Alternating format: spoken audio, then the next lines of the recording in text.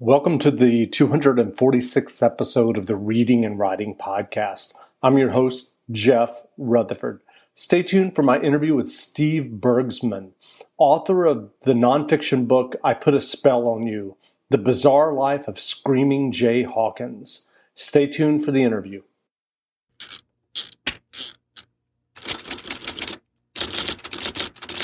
Welcome back to the Reading and Writing Podcast. My guest today is Steve Bergsman, author of the new biography, I Put a Spell on You, The Bizarre Life of Screaming Jay Hawkins. Steve, welcome to the podcast. Oh, glad to be here. How are you, Jeff? I'm good. For those listeners who aren't familiar with Screaming Jay Hawkins, can you briefly describe who he was and kind of where he fits into rock and roll and pop culture history? Sure. So, Screaming Jay Hawkins, his heyday was in the 1950s. He's best known for the song I Put a Spell on You, which has been in countless TV shows and movies. It's been recorded by Nina Simone, by Creedence Clearwater Revival, and probably 500 other people. Rolling Stone magazine listed as one of the 500 most important rock songs ever. And Screamin' Jay should be known for other things. He had a very bizarre stage act. And one of the things he did, before singing the song, he would come out of a coffin and then sing I Put a Spell on You. He often dressed up bizarrely. He had a bone hanging from his nose. And he was the wildest, weirdest cat in the 50s, and there probably wouldn't be a Kiss or Alice Cooper or even the Crazy World of Arthur Brown in the UK if there wasn't before them a Screaming Jay Hawkins. And so it's rumored that when he recorded I Put a Spell on You, which I think it was released in 56. Was it recorded in 56? I believe so. It was. They were pretty quick on turnarounds back then. Sure. It's rumored that when he recorded the original version, that he was actually drunk in the studio. Is that accurate? And what can you tell us about the recording of his trademark song, I Put a Spell on You? Well, there was an original recording before that on a small label, and it was a basic ballad, you might say, sort of romantic ballad, I Put a Spell on You. But Screamin' Jay signs with a new label. They bring him in, and the production, the person who headed production, wasn't happy. He felt the band. And he had a first-class band behind him, a lot of really A-quality players, including Mickey Baker, who was later famous for Mickey and Sylvia, Love is Strange. So they bring in dinner, fried chicken, and loads of beer or liquor. The stories get wilder and wilder.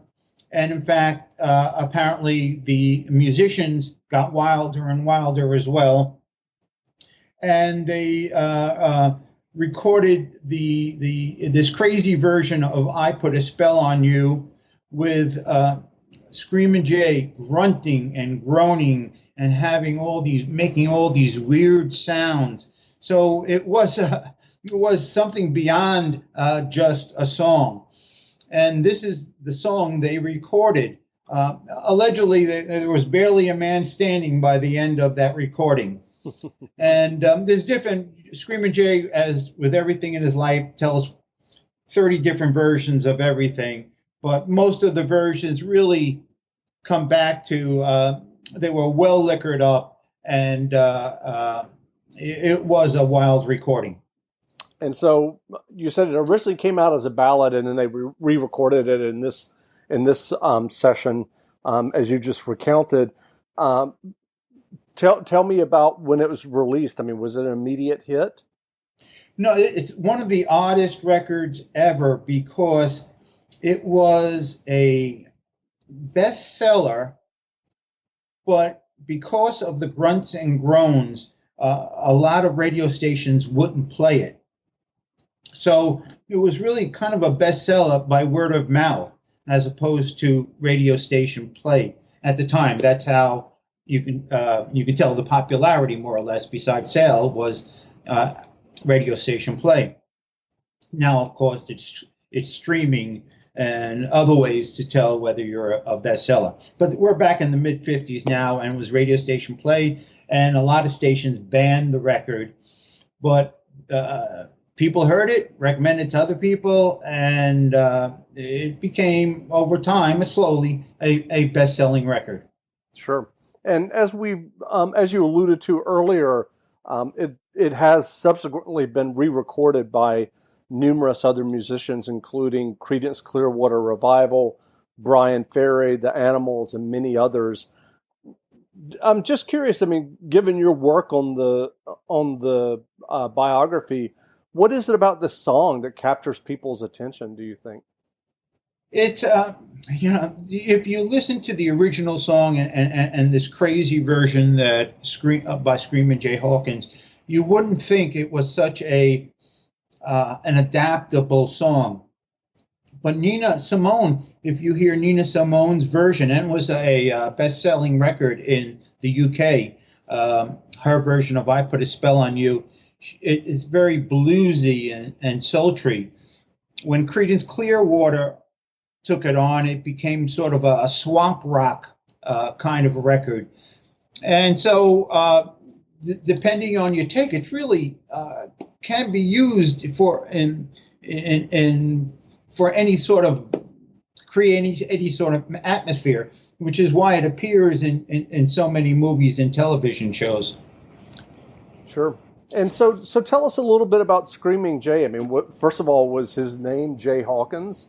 And then also, can you give us a little bit of a background about who he was before he recorded this song, kind of his early years and childhood? Sure. So he was born in Cleveland, and he was put up for foster care by his mother, and he was raised in foster care by this woman. He didn't move from foster care to foster care. He was with this woman throughout his early years, and she's the one that paid for his piano lessons. And when he became of age, he went into the service and stayed for a number of terms in the service. He got out in the around 51, I think. He was in for about 6 years. So the weird thing about Screamin' Jay is that he had a hard time with the truth. Matter of fact, it was difficult for him to tell the truth. If no matter if you were a friend, if you were his girlfriend, if you were married to him, if you were doing him favors, if you were a reporter, if you wanted to put him in a book and talk to him, he would always tell some bizarre story. So the most bizarre stories he began telling was about his days in the service when he either helped win World War II or win the Korean War. So he often got lost which war he was actually winning. He told so many stories. But he really never, as far as I could tell, he was never in battle, and he was in the entertainment unit, actually. But if you ever heard any of his stories, and he told these stories often, he jumped in fire pits. He shot people. He was captured. They half blew his head off. He was wild with these stories, and he never stopped telling them to his final day. The other stories that came out of it, he was a boxer, and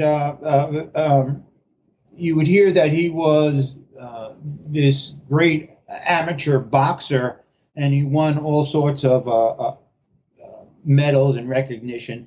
And he was probably a boxer, but those stories are fabrications as well. Sure. So he comes to, after the service, he comes back to Cleveland, and he hears on the radio this jive talking DJ playing the best R&B songs out there.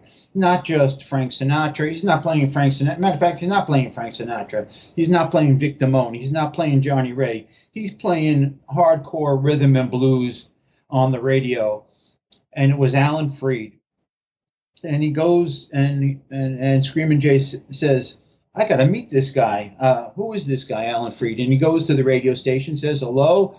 And Alan Freed remembers him because later on, when Screamin' Jay has his record, I Put a Spell on You, Alan Freed would help him out.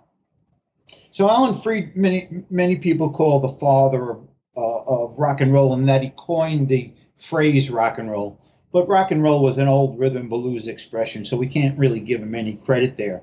But we can say that Alan Freed created the first rock and roll concert. Sure.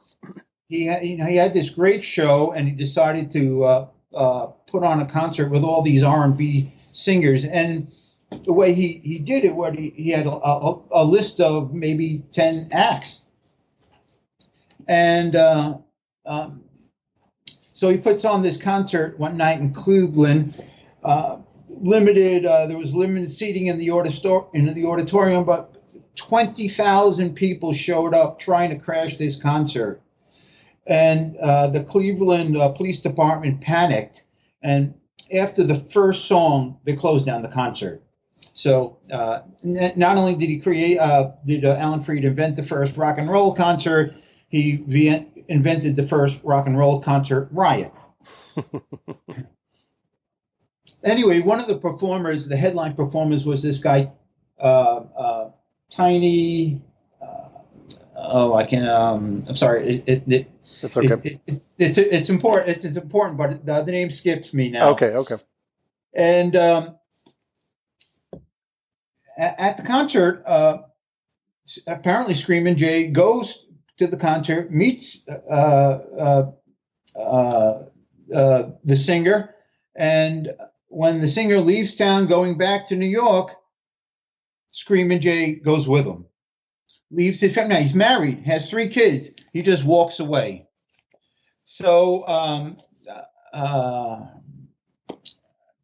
so he's now in New York, and he's with this singer. I'll just call him Tiny because the rest of it skips me. Yep. Anyway, a rhythm and blues singer, a jazz performer, this fellow, and but he comes up with this gimmick. There's 5 African American singers in his band, and he brings in one of them is now Screamin' Jay Hawkins, and they sing the Scottish folk classic Loch Lomond. And they dress up in kilts, in plaids. They wear tam o' shanters. They dress up as Scottish as you can imagine. And they sing Loch Lomond, and it became a hit. And nobody was offended. 5 African Americans all dressed up as Scots. And they performed this wild show. And one might say this is where Screamin' Jay got the idea that the wilder the show, the better the better the performance, and probably an excitement for the crowd. Sure. And after he became a hit recording star, Screamin' Jay, his shows were always wilder and wilder than the one before. And is that stage persona? Is that something that he crafted himself? I mean, I know that you'd mentioned earlier about having this bone, sometimes like hanging from his nose. He would wear these wild outfits and suits and have various voodoo-inspired props. Is that something that he specifically crafted himself? That was all Screamin' Jay. I'd be hard pressed to find somebody who looked like that and tried to perform like that before Screamin' Jay. He always had this cane with a skull on it, and the skull had a personality. His name was Henry, so there was always the skull and the cane. He had smoke bombs. He had the coffin. Sometimes he'd have these crazy wild outfits. Always had a cape. So it's definitely a precursor to Kiss. Oh, yeah. Like I said, Kiss, Alice Cooper, any of those other crazy acts in the 60s and 70s, it was all before them. Right. And given that his most popular recording, I Put a Spell on You, was recorded and released in 1956, what was his life as a musician like after that? Did he keep performing and playing live, and was he releasing albums throughout the years? What was his life like? It was the life of an R&B singer from the 1950s. If you drop out the big headliners, Little Richard, Jerry Lee Lewis, or Chuck Berry, Elvis Presley, drop out those names, really everybody else struggled.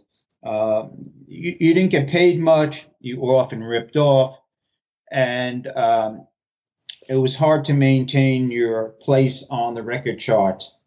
And once you were off the record charts, it was a tough life. If you were lucky, you got on the big shows, the Alan Freed shows, later the Dick Clark shows, where they would have 10, 15 performers. But it was you were out for 6 months on a trunk tour, traveling around the country by bus. Otherwise, you were playing small clubs. You didn't have these big arenas. You played small clubs, and it was a difficult life.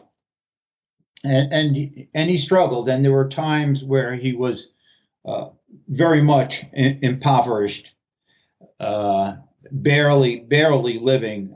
Living out of single room occupancies, SROs. It's one room with a hot plate. That was his life. And wasn't he living in Europe at some point and performing? He did. He had various, to use a Screaming Jay word, he had various resurrections. His career had various resurrections. And somewhere in the late 70s and 80s, he was sort of rediscovered. We had the punk movement going on and post-punk rock, and they sort of accepted Screamin' Jay as a precursor to what they were doing. So he was getting better gigs. And in Europe, they never forgot the old rhythm and blues singers. In Europe, these people were very, very important. So all these singers, the R&B singers from the 50s and the 60s, a lot of them had second wind to their career by just playing in Europe, and eventually Screamin' Jay went to Europe and stayed there. He married his fourth wife, who was French, and he lived in France, in Paris, France, for a while. Matter of fact, his sixth wife he met in Paris as well. When you were researching the book, are there anecdotes or things that you discovered about Screamin' Jay's life or his music that surprised you and that you didn't know about before you started your research? Well, I should add that the second most famous Screamin' Jay record, besides I Put a Spell on You, is a song called Constipation Blues. And it's well known, not because it's such a great record, it's well known because it's such a gross record. And the subject of the song is constipation, and in particular, Screamin' Jay's bout of constipation. And to liven it up, he makes all the appropriate grunts and noises as someone who is sitting on the toilet having a bout of constipation. And he would play this it was in his live performance. It was always a crowd pleaser. But sometimes he'd be in clubs with older people, and then he would just play it to bother the audience.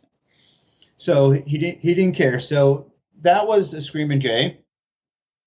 He often had a scam going on. So he'd go up, he'd have a show, and if the show was sold out, he would get there and say, "I didn't get my money."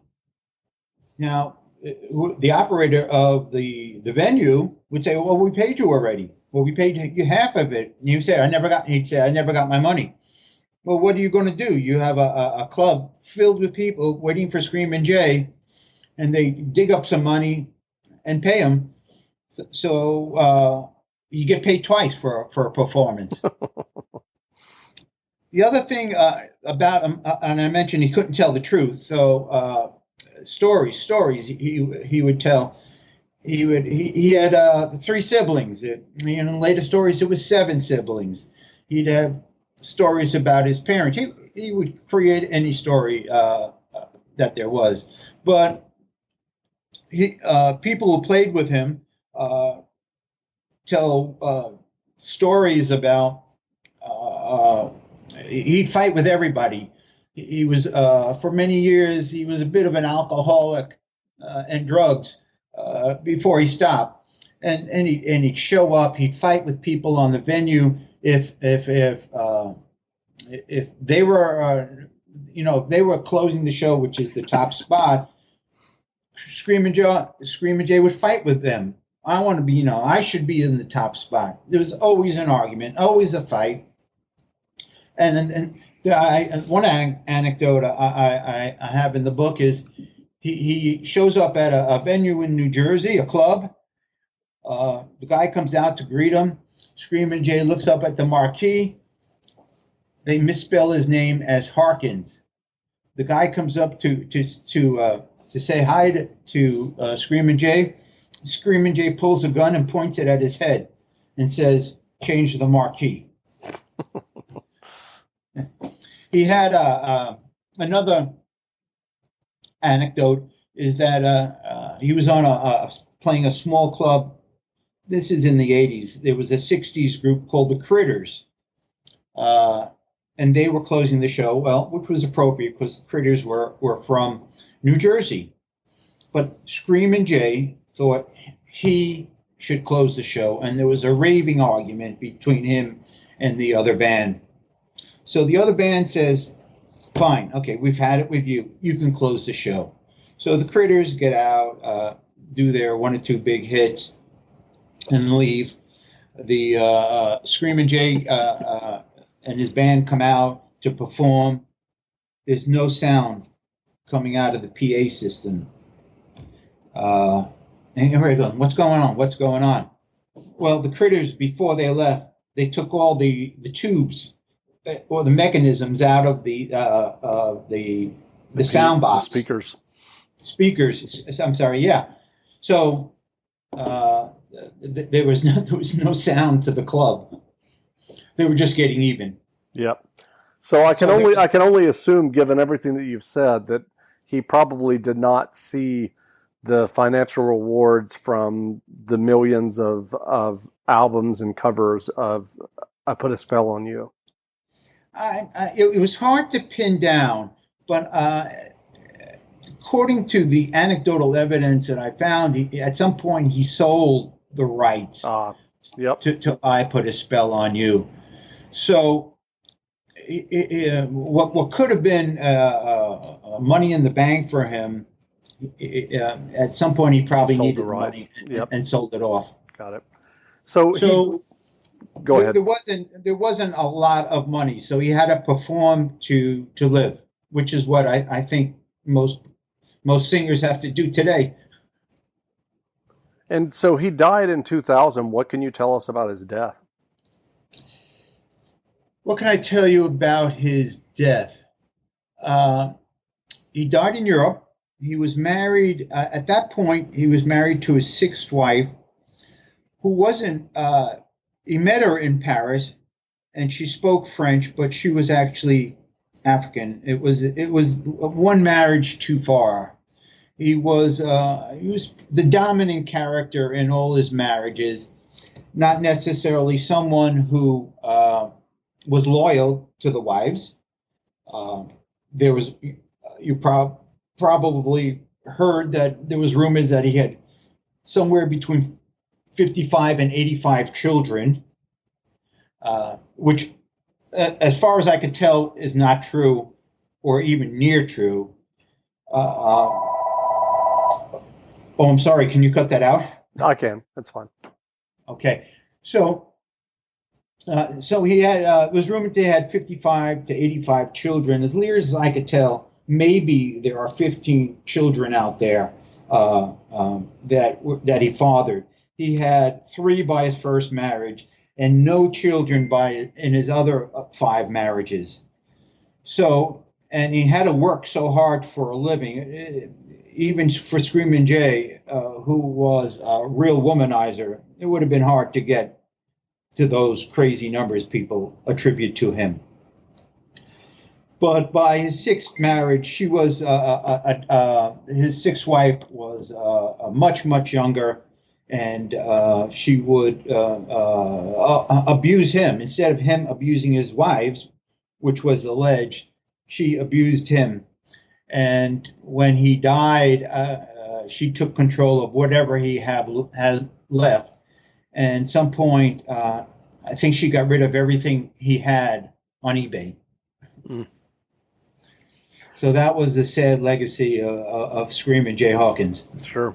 And so, what drove you to write about Screaming Jay and do this biography? What initially interested you? Well, one of the guys who played in his band in the 70s, a guy named Mike Armando, contacted me via social media and said, "You really should do a story on Screaming Jay." He was very, very interesting. And I initially put him off because all I knew of Screaming Jay Hawkins was I Put a Spell on You. And I thought, well, that's it. That's the only bit of interest about him. But Mike was persistent. And then as I looked into it, I realized how bizarre and interesting and crazy the guy was. And in some regards, important to the history of rock and roll. And that's why I decided to do the biography. And I think, we see a lot of biographies out there now in films, such as the one with Queen that attracted so much attention last year, and we have one on Elton John this year. But somebody's going to put to motion pictures the I Put a Spell on You, Screaming Jay Hawkins biography, because in the history of rock and roll, there's almost nobody nearly as crazy or interesting. Sure.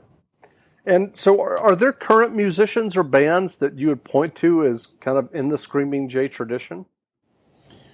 Not anymore, but in the 60s, and we mentioned a few of them, there was a fellow in England who called himself Screaming Lord Such, and this was in the mid-60s.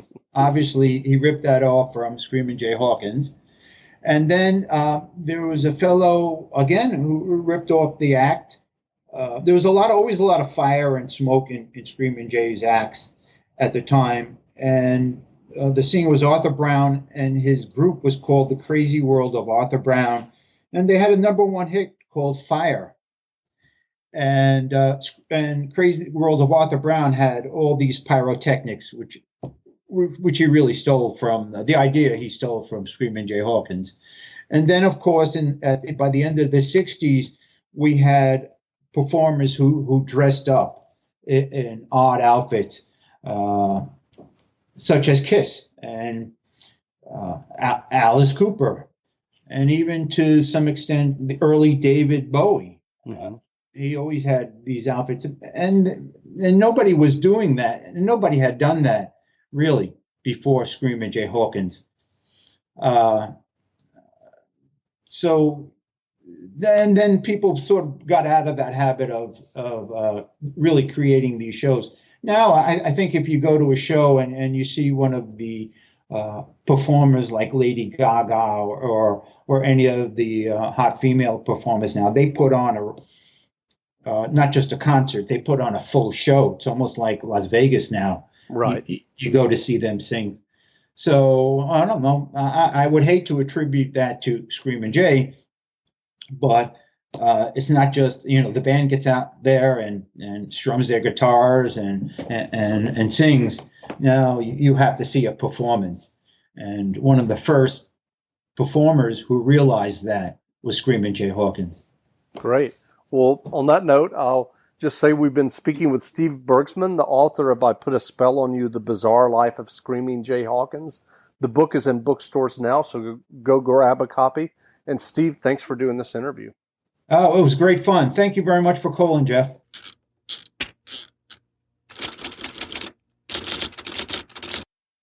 Not since flying reindeer have the holidays seen something so amazing. Just in time to make selfie-ready holiday hair easy. Introducing the do-it-all styling tools for glam holiday hair. The holidays are happier with glam hair. And the Knot Doctor all-in-one dryer brushes from Conair makes it easy. Detangle, dry, and style in one step. No elf needed. The Knot Doctor collection has a dryer brush for every hair type and style. The pink smoothing paddle dryer brush has Flexolite bristles for painless detangling and high-performance power for quick styling and smooth, shiny results. And the purple dryer brush comes with a bonus volumizing attachment to boost lift and volume at the roots. It's perfect for salon blowouts at home. And since they're ideal for every hair type and length, they make great gifts for everyone on your list who wants beautiful hair without the hassles. Shop the Knot Doctor dryer brushes at Conair.com or at your favorite retailers now.